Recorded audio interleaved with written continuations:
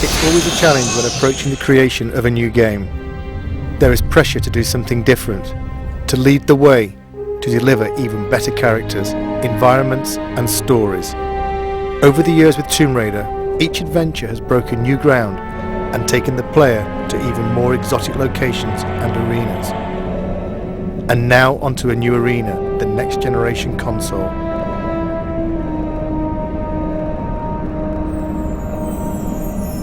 Our vision is to take the player somewhere dark, a place they might not necessarily wish to go, but a place that they'll have to venture if they want to bring Lara back. This world is from the imagination, but based in reality. A dark world, a dangerous world, a world that reflects the change in Lara. It will be a new experience, one that will almost be shocking to people who have played Tomb Raider in the past. From the catacombs of the Louvre to the alleys of Prague, we searched for the seedier side of life. A world that you wouldn't normally see Lara in, but a world that she has no choice but to inhabit. Like her audience, like the game's consoles themselves, Lara has grown up. Her experiences in Tomb Raider 4 have forced her to question herself. This game will ask more questions of her. It was a very conscious decision to leave out elements of Lara's story since Tomb Raider 4.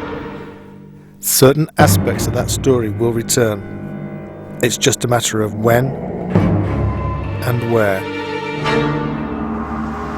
For the first time, Lara will have a moral choice to make. It's no longer a clear-cut case of good versus evil. This is a more complex tale which will ask more complex questions of the player. The player controls how the story develops much more than in previous Tomb Raiders. Basically, when Lara talks to a character, the player can also choose whether Lara is nice, nasty, or dismissive to another character.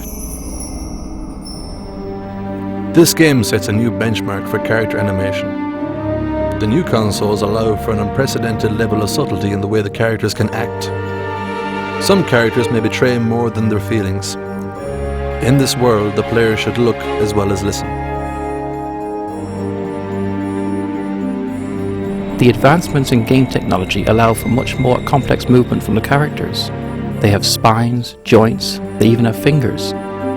They move in different ways. We borrow these movements from real people. The man on A57, the woman on the bus. They travel much further than they think. The player will choose which paths to take, which characters to trust, which lies to believe, and which enemy to face. Some enemies may become allies. Some enemies may become something far worse. Certain enemies have taken years of conception, gestating through design and redesign.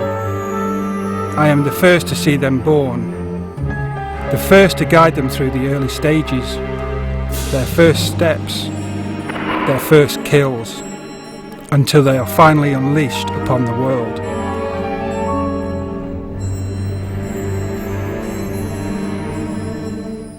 When you walk into this world, you walk into a film with multiple paths and possibilities, with one story drawing you through.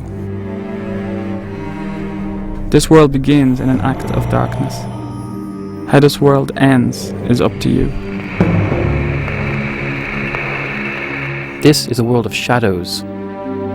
There is a shadow on Lara. He watches, waits, he bides his time. His name is Curtis. He wants revenge. And Lara will help him extract that revenge.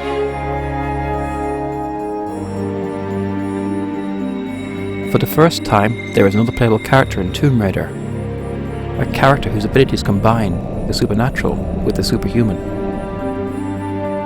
He has a different approach to Lara, less subtle perhaps, but still effective against certain opponents.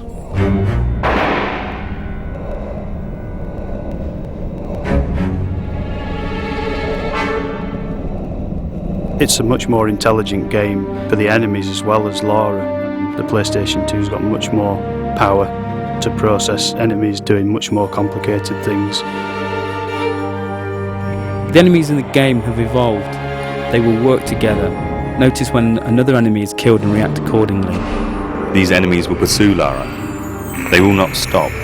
They have not stopped in 600 years. The Monstrum, the Cabal, Eckhart, an unholy trinity guided by an unspeakable force.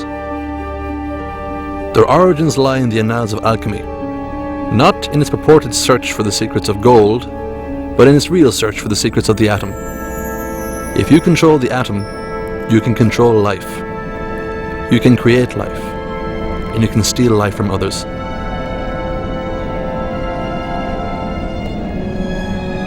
This story is very much on an epic scale, from 14th century alchemists to serial killers in modern day France. To create something on this scale, it was necessary to take the ideas and production values from the film industry, in the way they research the subjects, the backstory they create for their characters, and the depth of the visuals. This level of production requires a total consistency of purpose. Every aspect of the game has to be in keeping with the overall concept. Every person working on the game knows that they are working on an epic, and everything they do has to reflect that, from concept to completion. For the music to match the scale of the production, we decided to use the same process that major film studios use. In this case, the London Symphony Orchestra.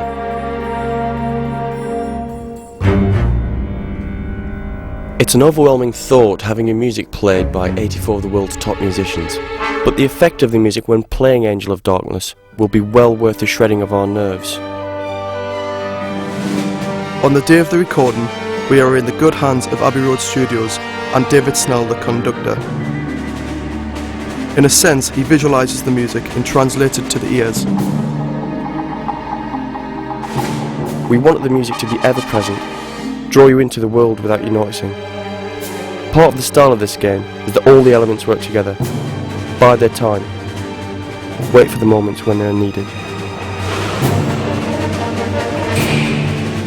At core, we had a very clear vision of where we wanted to go. We wanted to take the Lara we all knew and put it into a game, a situation that no one knows. Tomb Raider has always set the benchmark for games. This game will be no different. Some may see elements of various filmmakers, such as Luc Besson, David Fincher. Some may see elements of various artists, Grunwald, Bosch. All will see something they haven't seen before. When we wrote this story, we wrote a book. This game is only the first few chapters of that book.